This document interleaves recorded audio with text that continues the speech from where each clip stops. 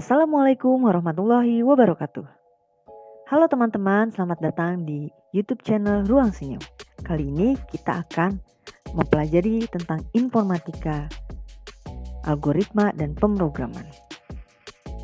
Bersama saya, Preti Fathani. Langsung aja kita ke materinya. Let's go. Algoritma pemrograman adalah langkah-langkah sistematis dan logis untuk membuat suatu program komputer dalam menyelesaikan masalah untuk mencapai tujuan tertentu. Terus algoritma itu apa sih? Algoritma adalah langkah-langkah yang disusun secara tertulis dan berurutan untuk menyelesaikan suatu masalah. Lalu, pemrograman itu proses pembuatan program. Lalu programmer itu apa? Programmer orang yang membuat program. Jadi, algoritma pemrograman itu langkah-langkah yang sistematis dan logis untuk mencapai tujuan tertentu. Karakteristik suatu algoritma apa? Yang pertama itu tertata dengan baik. Jadi langkah-langkah itu dalam urutan yang sangat jelas ya. Yang kedua itu harus jelas. Jadi operasi yang kita gambarkan itu harus dipahami oleh suatu komputerisasi tanpa ada penyederhanaan lagi. Yang ketiga apa? Yang ketiga itu dapat dihitung secara efektif. Jadi komputasi tersebut dapat melakukan operasinya yang tersebut yang kita susun. Lalu ada kriteria suatu algoritma. Ada input, ada outputnya, ada efektivitas dan efisien, terstruktur. Ciri penting algoritma harus berhenti setelah menjalankan sejumlah langkah terbatas. Setiap langkah harus didefinisikan dengan tepat dan tidak berarti ambigu. Algoritma memiliki 0 atau lebih masukan. Algoritma memiliki 0 atau lebih keluaran. Algoritma harus efektif, langkah sederhana sehingga dapat dikerjakan dalam waktu yang masuk akal. Itu adalah kriteria suatu algoritma dan ciri penting algoritmanya. Lalu ada algoritma pemrograman dapat didesain dengan metode ada natural, ada flowchart, dan ada fast code. Metode natural itu seperti apa? Yaitu bahasa natural yang merupakan cara penyajiannya suatu algoritma yang sangat sederhana, yang mudah dimengerti dalam bahasa yang digunakan sehari-hari. Lalu menggunakan metode flowchart, yaitu menggambarkan algoritma dengan grafis. Jadi penyelesaian masalahnya dalam penanganan informasi tersebut. Lalu ada algoritma dengan metode fast code. Fast code itu deskripsinya tingkat tinggi, informal. Jadi menggunakan konveksi struktural dalam bahasa pemrogramannya. Itu ditujukan untuk dibaca oleh manusia, jadi bukan oleh mesin. Lalu ada algoritma. Di sini saya akan memberikan contoh algoritma metode natural. Contohnya di sini algoritma resep nasi goreng ya. Prosesnya apa? Prosesnya itu membuat nasi goreng. Langkahnya apa? Langkahnya prosesnya itu masukkan bumbu hingga wangi, masukkan telur, masukkan nasi sampai siap saji. Yang kedua juga nih ada saya berikan contoh rute jalan algoritmanya. Prosesnya berangkat sekolah.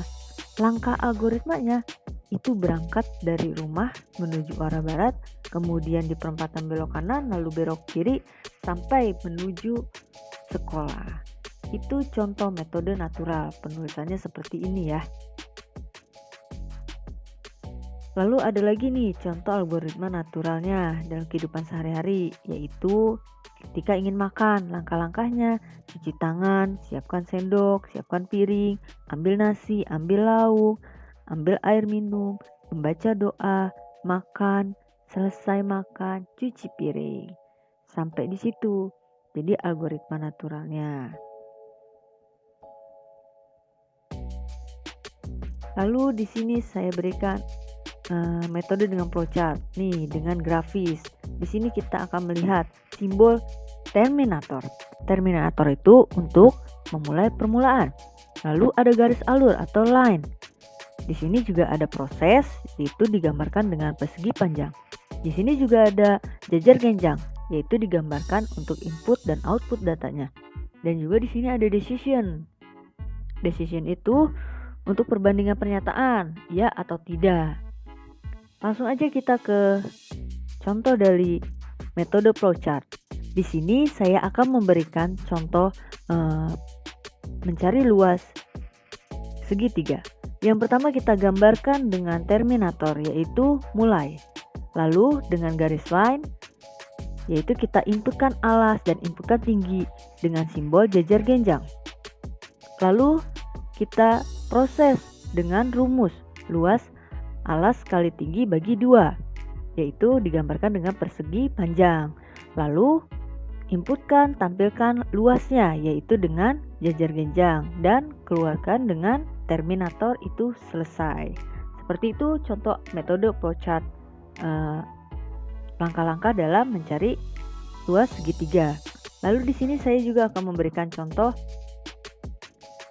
dalam kehidupan sehari-hari, yaitu menulis surat.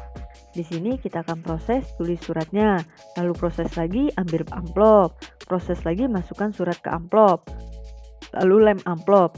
Lalu di sini ada decision nih. Decision itu perbandingan ya. Jadi tidak atau ya. Di sini kita ingat nggak alamatnya? Kita ingin menulis alamat nih. Kalau tidak, kita akan proses ke lihat buku alamat. Kalau kita ingat, kita langsung tulis di amplop. Lalu tempel perangko, poskan, dan selesai. Tutup dengan terminator. Seperti itu metode flowchart dan penggambarannya. Lalu di sini saya akan memperkenalkan lagi, yaitu metode passcode. Passcode itu merupakan kode yang mirip dengan pemrograman. Jadi pass itu yang artinya imitasi, lalu code itu berarti kode bahasa dari pemrograman. Ini tidak memiliki aturan baku dalam penulisannya. Bahasa yang digunakan berbasis bahasa pemrograman seperti Pascal, C++, Basic, dan lainnya. Penggambaran algoritma tanpa menggunakan sintak bahasa pemrograman. Lalu fungsi dan tujuan dari passcode itu apa? Yang pertama itu mempermudah ya penggunaannya dan memperjelas cara menyelesaikan suatu masalah sebagai alat dokumentasi. Yang ketiga, membantu penggunanya dalam menuliskan suatu algoritma yang dibuatnya. Yang keempat itu mudah karena tidak bergantung pada suatu sistem tertentu, dan juga subtek dari passcode termasuk ringkas, dan itulah yang merupakan prinsip utama dari algoritma. Lalu ciri-cirinya apa? Passcode merupakan sebuah tanda notasi kode yang mirip dan juga merupakan penjelasan untuk cara menyelesaikan suatu masalah. Passcode juga sering digunakan para penggunanya untuk menuliskan suatu algoritma dan suatu permasalahan.